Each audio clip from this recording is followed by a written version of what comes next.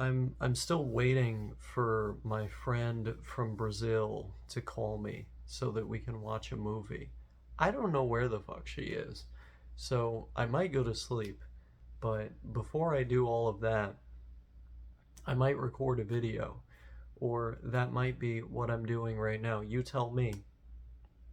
Um, I've been living in a strange world.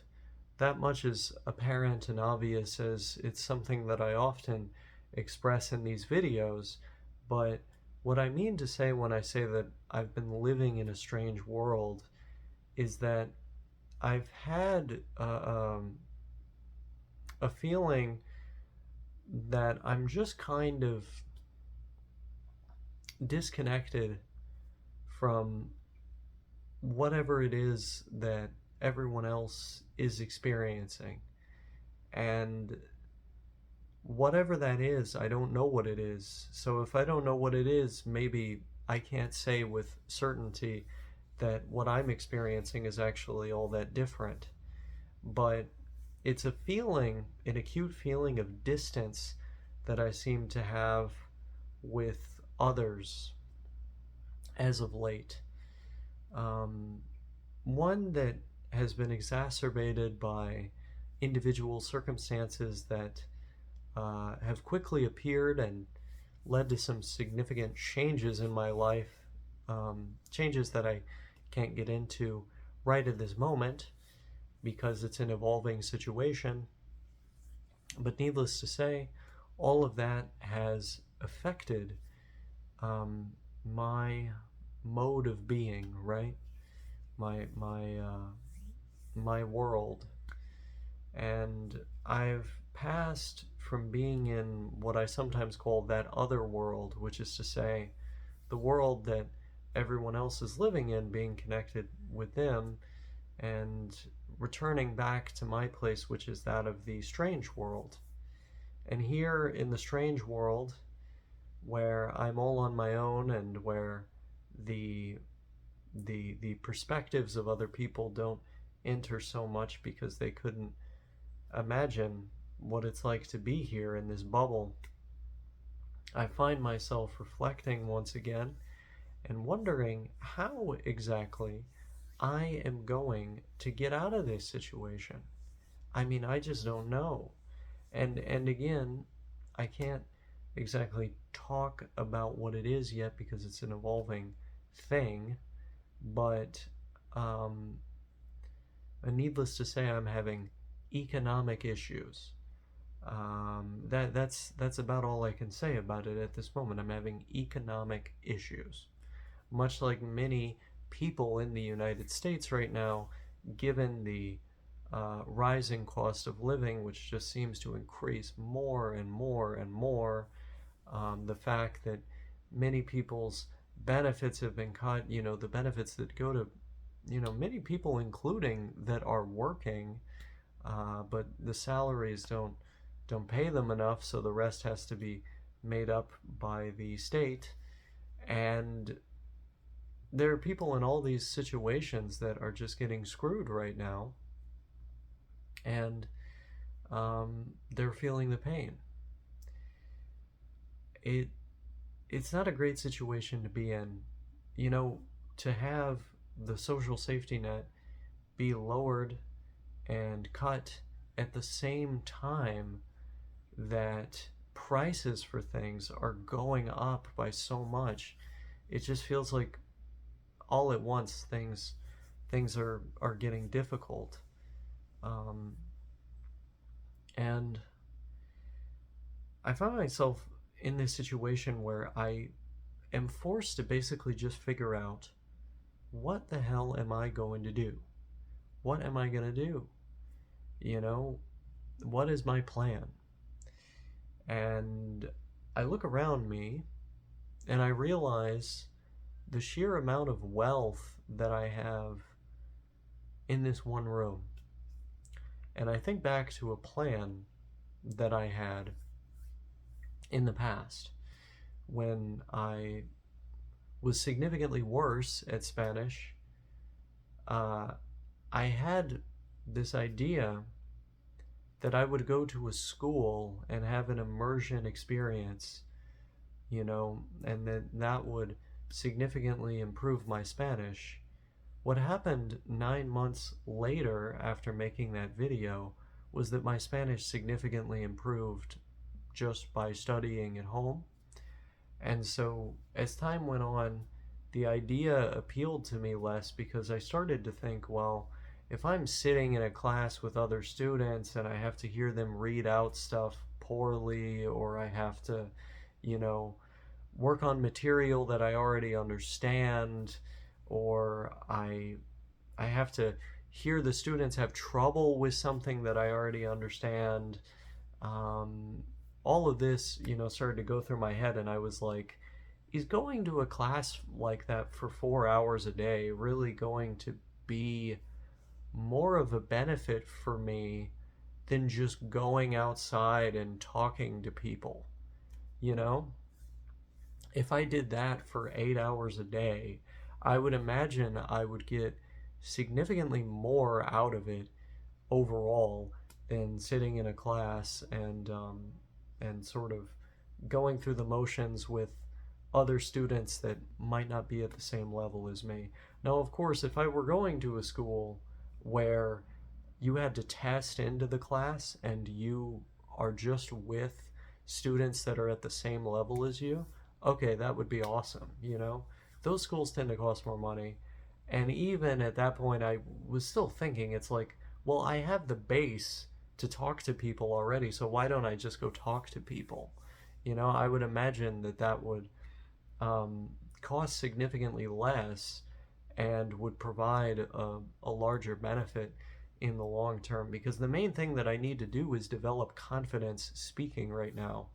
I have an ample enough vocabulary to express things about a variety of ideas. I need the experience talking with people to develop a greater degree of confidence and fluidity with speaking. Everybody talks about fluency. Well, a key aspect of fluency is fluidity, which I don't necessarily have because I have not spent the sufficient amount of time conversating. And so there comes the conversations. And that's what I have in my mind right now. That is the rough idea of a plan that I have to reach my language goals. And it's the plan that I developed not so long after making that video, where I said that I would sell all of my stuff. Needless to say, I find myself in a situation now that is so pressing that it is literally a necessity to unload all of the stuff that I own, uh, of which there is a lot. And I believe with some of the items I have at this point, particularly with scalpers being the kind of people that they are, raising prices for everybody, particularly with inflation being how it is, some of the things that I own have gone up significantly in value since the time when I bought them. And so I would imagine if I just unloaded this whole collection, everything I have in this room, I would have enough money to, for example, rent a room in a Latin American country, and I could just go talk to people and live my life.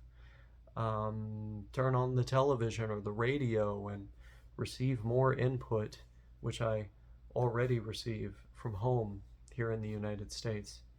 So I have, an idea of what I can do when, not if push comes to shove, but when push comes to shove, and I ultimately have to find my own way in this world, to say it in a somewhat abstract way, but when I have to forge my own path, when I have to live life independently.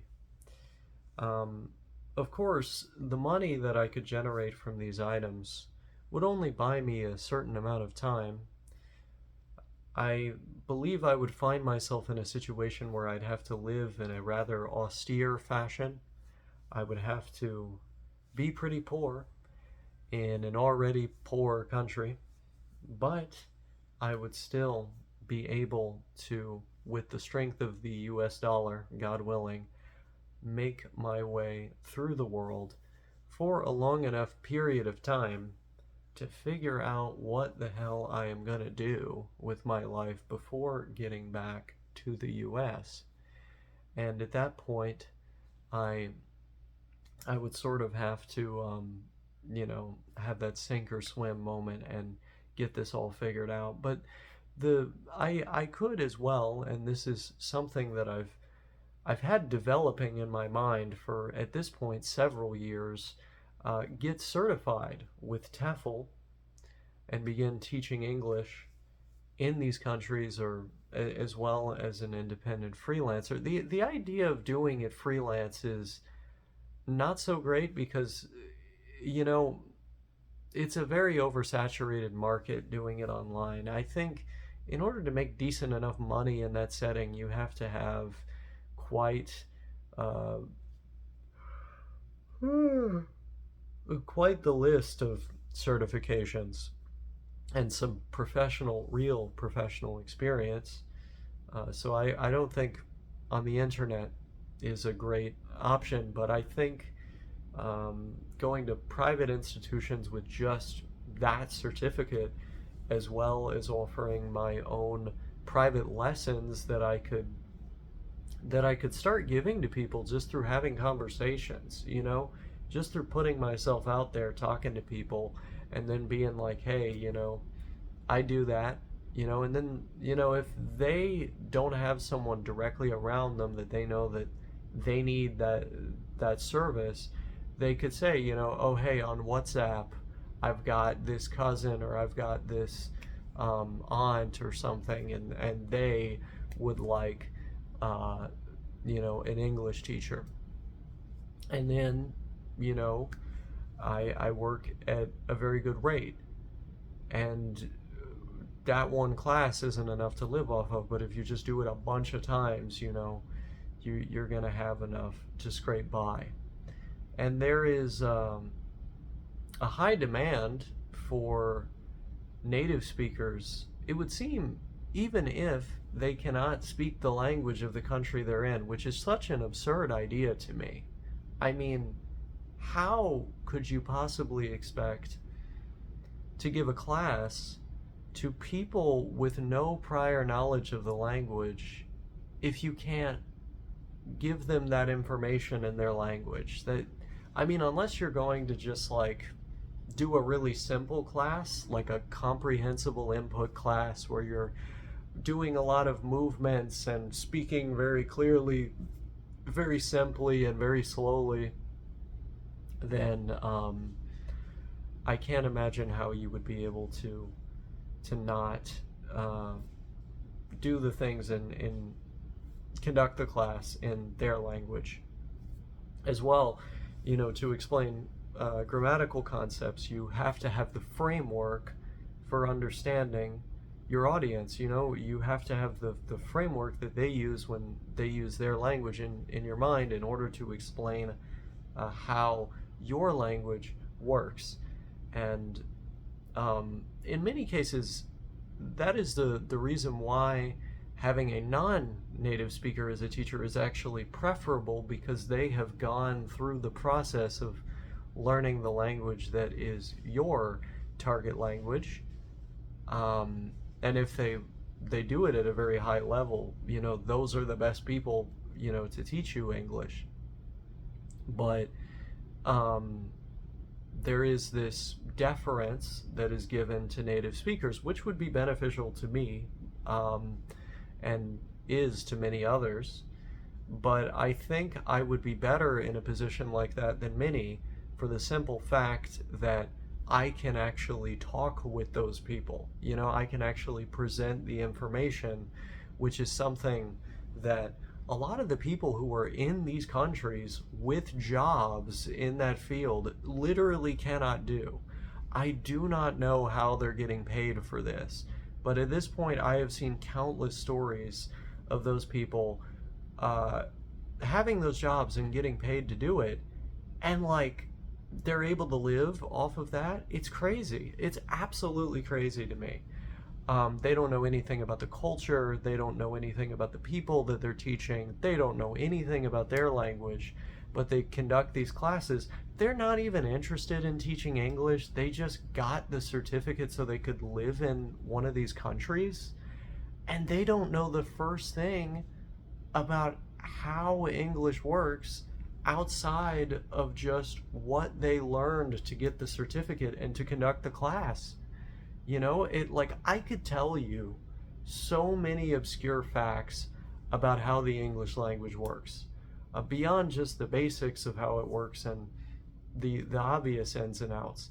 And I could tell you in a lot of detail about who the most famous and most influential authors in the English language are over the centuries. I could tell you the impact that they had. I could tell you about specific books that they wrote, and in a lot of detail, I could analyze themes from those books. I could tell you what that book meant to me when I read it.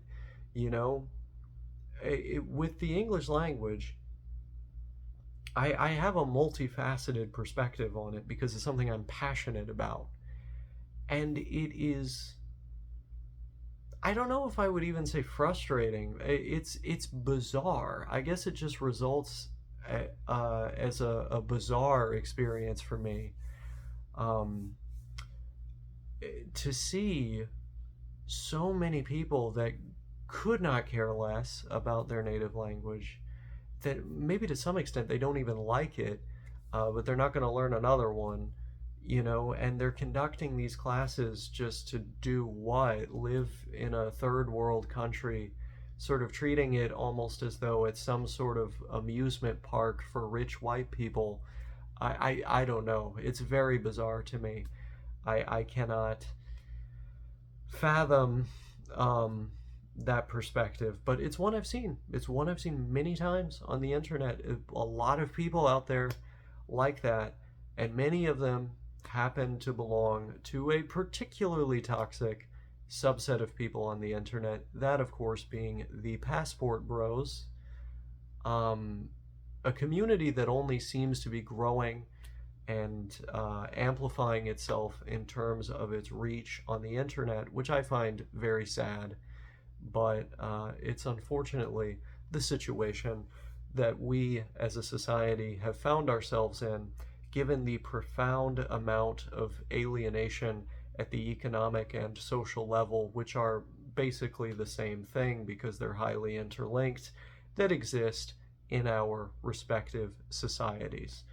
But with all of that aside, I think I have a fairly concrete plan for myself. I have some ideas about what I'm going to do. It's just a very stressful time. It's crunch time. But you know, I see the challenges that lie before me more than anything as a series of opportunities, as a chance for me to actually live out many of the dreams that I've been envisioning, and at this point, for about a year, almost a year, however you want to put it, have been working at, have been working through the intricate process of realizing. And now here comes the moment when I may very well realize a number of my dreams in another country. So we'll see. We'll see how that goes. We will see if I manage to generate the wealth necessary for such an endeavor with the stuff that I have around me here. I think I can. I think I have several $1,000s worth of stuff here, just based on doing the math from all the years I've spent collecting. And this is the thing about my brain. Over the years, I don't do it so much anymore, but I spend so much time looking at the website pricecharting.com, even just for items that I didn't have any interest in buying games that I knew I wasn't going to play, games that I knew I wasn't going to buy. I just wanted to know what the price was. And maybe this links to my to some unhealthy aspects of consumerism that over the years I've become more critical of in myself, as well as my interest in like numbers and how much stuff costs and how that changes over time, and the historical lineage of prices, all this stuff, the community around it as well, I find very interesting. Needless to say, I spent many years from when I was literally a kid to now looking at pricecharting.com, and I could tell you the relative price of just about every item in my room, save for some cases where the price has shot up without me knowing and I haven't checked in a while. But I could tell you the relative price of everything in here and summarize it to you, its place in the market. And that is because I am very obsessed with video games. That entire world, But I don't play them as much as I used to, not nearly as much as I used to. And so it's not so necessary for me to have these things as attached to them as I am. And moreover, it's not as though I can actually keep these things, given that it's quite likely that relatively soon I will not have a place to live. So, a lot of things going on. It's a strange world. It's a beautiful world. Scary at times, but those scary things also have opportunities that are innate to them. And so, best to focus on that aspect of the challenges that lie before us.